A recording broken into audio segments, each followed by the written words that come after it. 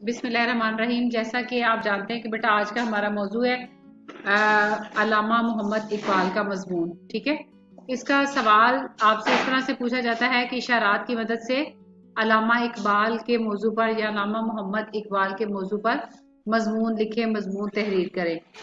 तो यहाँ पे आपको कुछ इशारात दिए गए हैं। उन इशारात के तहत आपने यानी इशारात मतलब हेडिंग्स दी गई हैं, उनके मुताबिक आपने मजमून लिखना है।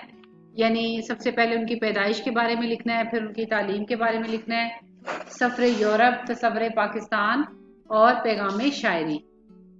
अब हम एक एक हेडिंग को लेंगे और उसको एलेबरेट करेंगे यानी एक्सप्लेन करेंगे। पहली हेडिंग है यानी पहला इशारा है पैदाइश।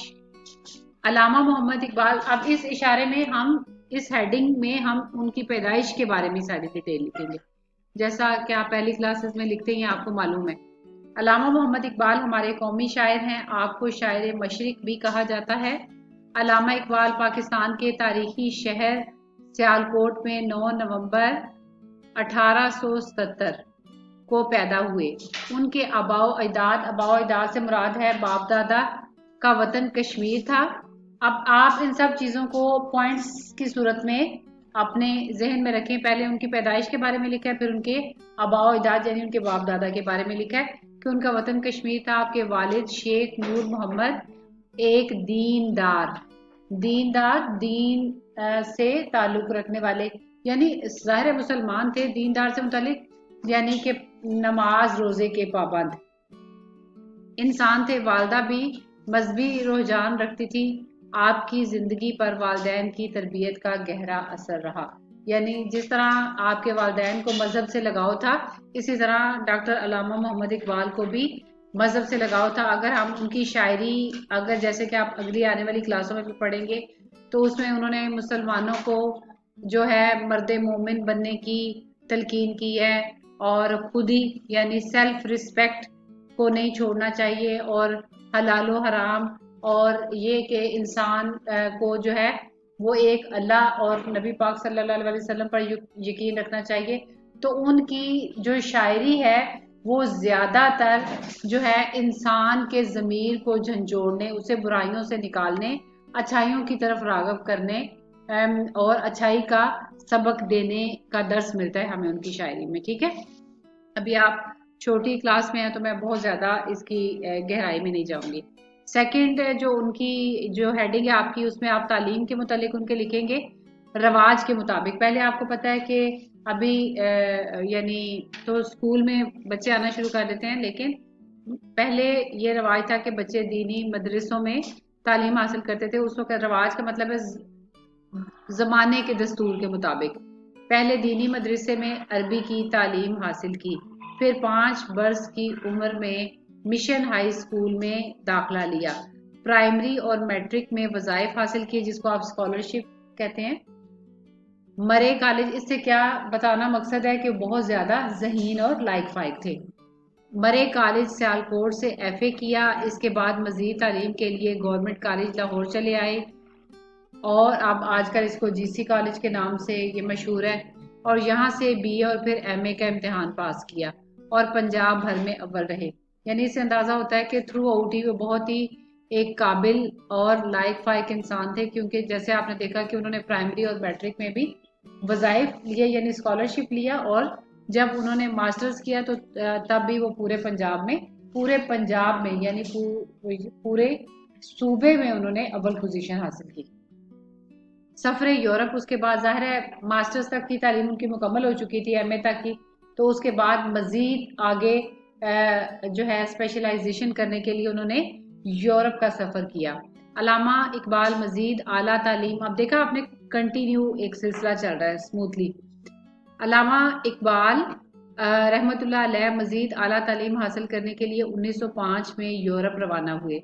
जर्मनी से PhD की डिग्री हासिल की यानी डॉक्टरेट की, इसीलिए उनको डॉक्टर अल्लामा मोहम्मद इकबाल कहा जाता है। तो जर्मनी से PhD की डिग्री हासिल की और इंग्लिस्तान से वकालत का इम्तहान पास किया यानी लॉ, वकालत जिसको आप लॉ कहते हैं। ठीक है, 3 साल यूरोप में क्याम से आपको मगरबी तहजीब को करीब से देखने का मौका मिला।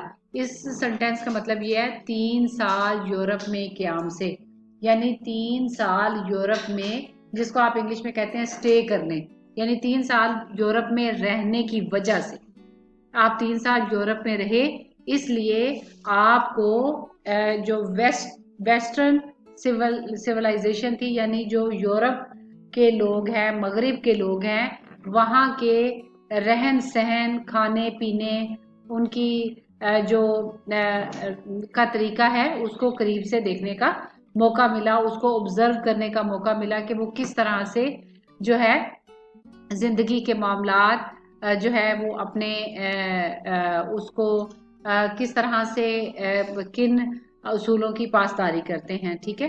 اس طرح سے آپ کا اسلام پر عقیدہ اور بھی مضبوط ہو گیا، یعنی آپ نے دیکھا کہ اسلام ہمارا دین جو ہے وہ ہر لحاظ سے ان سے بہتر ہے، ٹھیک ہے۔ تو لہٰذا چونکہ آپ 3 سال ایک ایسی ایٹماسفیئر میں رہے، ایسی فضا میں رہے کہ جو نان مسلمز تھے، تو آپ کو زیادہ اچھے سے اندازہ ہوا کہ ہمارا مذہب جو ہے وہ کس طرح سے، یعنی ہم بلیسڈ ہیں، اور وہ تمام جو دوسرے دنیا کے دین ہیں ان سے بہتر ہے، اور اس میں ہمیں ہر لحاظ سے رہنمائی ملتی ہے، ہماری تہذیب، ہمارا رہنا سہنا اور ایک دوسرے کا خیال، ہماری معاشرتی اقدار جو ہے وہ ان سے 1000 ہاتھ درجے بہتر ہے۔ تصور پاکستان کا تصور ظاہر ہے علامہ محمد اقبال آپ نے پڑھا کہ 1877 میں پیدا ہوئے اور پاکستان کا آزاد ہوا 1947 کو، تو اس وقت پاکستان کا تو الگ سے کوئی وجود نہیں تھا نا بیٹا، تو پاکستان کا تصور کیسے سامنے آیا؟ 1930 میں 1877 کو وہ پیدا ہوئے اور 1930 میں علامہ اقبال آل انڈیا مسلم لیگ کے صدر منتخب ہوئے۔ اس وقت ایک جماعت تھی آل انڈیا، آل کے لفظ سے آپ کو اندازہ ہو رہا ہے کہ تمام انڈیا کے مسلمانوں کی جماعت، آل انڈیا مسلم لیگ کے صدر منتخب ہوئے، یعنی آپ اس جماعت کے پریزیڈنٹ بنے۔ آپ نے الہ آباد ظاہر ہے اس وقت ایک جو انڈیا کی ایک جگہ ہے وہاں کا نام ہے الہ آباد کے مقام پر جو خطبہ دیا، اس میں پہلی مرتبہ ہندوستان کے مسلمانوں کے لیے ایک آزاد وطن کا مطالبہ کیا، کیونکہ آپ یورپ بھی رہ کے آئے تھے اور پھر جب آپ انڈیا میں، ظاہر ہے اس وقت تو یہ انڈیا تو ہم نہیں کہیں گے، یعنی ہندوستان ہی کہیں گے، ایک ہی پاکستان اور یعنی انڈیا یہ ایک ہی ملک، ایک ہی تھا، سب خطہ ایک ہی تھا، تو آپ کو دونوں تہذیبوں کو، دونوں سیولائزیشنز کو دیکھنے کا قریب سے موقع ملا۔ آپ کو اندازہ ہوا کہ مسلمانوں کا اور نان مسلمز کا رہنا سہنا، کھانا پینا، ایون کے جو کسٹمز ہیں، رسم و رواج تک ہیں، وہ ایک دوسرے سے مختلف ہیں، یہ کبھی بھی مل جل کر نہیں رہ سکتے، اچھے دوست نہیں بن سکتے۔ لہٰذا پہلی بار 1930 کو انہوں نے الہ آباد کے موقع پر ایک آزاد اور الگ وطن کا مطالبہ کیا۔ یہ گویا پاکستان کے قیام کا پہلا مطالبہ تھا۔ قیام کا مطلب ہے قائم کرنا، یعنی الگ اب کوئی وطن تعمیر کرنا نہیں، بلکہ علامہ اقبال اور قائد اعظم نے یہ بات وضاحت کی کہ ہمیں زمین کا ایک ایسا خطہ چاہیے، ہمارا مقصد زمین کا ایک ٹکڑا حاصل کرنا نہیں ہے، بلکہ ایسی جگہ جہاں پر مسلمان آزادی سے اسلام کے اصولوں کے مطابق اپنی زندگی بسر کر سکیں، ٹھیک ہے، آزادی سے نماز پڑھ سکیں، اپنی مذہبی رسومات ادا کر سکیں، اور اسلام نے جو باقی ہماری جو مورل ویلیوز ہیں تو ان کے مطابق اپنی زندگی گزار سکے۔ لہٰذا یہ گویا پاکستان کے قیام، یعنی پاکستان کو قائم کرنے، ایک الگ وطن بنانے کا مطالبہ تھا۔ اسی لیے آپ کو مفکر پاکستان بھی کہا جاتا ہے۔ پہلے آپ نے پڑھا شاعر مشرق، وہ آپ کی شاعری کے حوالے سے ہے، ٹھیک ہے، لیکن آپ نے چونکہ پاکستان کا تصور دیا تو اس ہیڈنگ میں آپ لکھیں گے، اس لیے آپ کو مفکر پاکستان، یعنی پاکستان کے بارے میں سوچنے والا، مفکر سوچنے والا، ٹھیک ہے۔ 5ویں ہیڈنگ ہے آپ کی بیٹا پیغام شاعری۔ پیغام کے نیچے میم کے نیچے زیر ہے پیغام شاعری، اس کا مطلب ہے شاعری کا پیغام۔ علامہ محمد اقبال رحمۃ اللہ علیہ کی شاعری نے ایک عظیم انقلاب پیدا کیا، यानी एक बहुत बड़ी तब्दीली पैदा की मुसलमानों की सोच में। ठीक है, पहले तो सब वहां पर इंडिया में या हिंदुस्तान में, इंडिया बार बार कह रही हूँ, हिंदुस्तान में लोग मिलजुल कर रहते थे, ठीक है, लेकिन आपने उनके अंदर ये एहसास पैदा किया कि ये दोनों कौमें मिलकर नहीं रह सकती, हम मतलब ये कभी भी एक दूसरे के दोस्त नहीं हो सकते। लिहाजा उन्होंने मुसलमानों के अंदर ये जज्बा बेदार किया कि क्योंकि वहां पर मुसलमानों को आज़ादी से तालीम हासिल करने का हक नहीं था, अच्छे स्कूलों में उनको दाखिला लेने की इजाज़त नहीं थी, इसी तरह से मैथ्स और ये बायो फिजिक्स केमिस्ट्री साइंस के मज़ामीन पढ़ने की इजाज़त नहीं थी। उसका नतीजा क्या निकलता था कि जब अच्छी जो गवर्नमेंट की पोस्ट होती थी वहाँ पर हिंदुओं को मिलती थी और मुसलमान जो है वो अच्छी पोस्ट पर उनका कोटा नहीं रखा जाता था। लिहाजा ये सारा इम्तियाजी सलूक देखते हुए इस तरह से अल्लामा इकबाल ने ये सोचा, उनको ये ख्याल आया कि इस तरह से अल्लामा इकबाल के साथ और बहुत सारे लोग थे, सर सैयद अहमद खान थे, मौलाना मोहम्मद अली जौहर थे, बहुत सारे जो इस तरह के नाम आप अपने 5th में 6th में 7th में अभी आप चैप्टर्स में पढ़ रहे हैं जिन्होंने तहरीक पाकिस्तान के लिए बहुत कुछ किया। लेकिन पहली दफा प्लेटफॉर्म पर दुनिया के सामने इस चीज को अल्लामा मोहम्मद इकबाल लेकर आए कि अगर मुसलमानों को भी दूसरों की तरह, जैसे यूरोप, बरतानिया, जर्मनी, इंग्लैंड में सारा कुछ वो दे के आए थे, कि अगर हमें भी तरक्की करनी है तो उसके लिए आला तालीम जरूरी है और आला तालीम के लिए एक अलग वतन होना जरूरी है जहां पर हमारे अपने मुताबिक अच्छे स्कूल हो, अच्छे कॉलेजेस हों, अच्छी यूनिवर्सिटीज हों, जहां अपनी मजहबी रसूमात को अच्छे तरीके से अदा कर सके, जहां पे मुसलमानों की भी अपने दीन इस्लाम के मुताबिक अच्छी तरबियत हो सके। अगर हम अपने दीन के असूलों के मुताबिक चले तो हम पूरी दुनिया को फतह कर सकते हैं।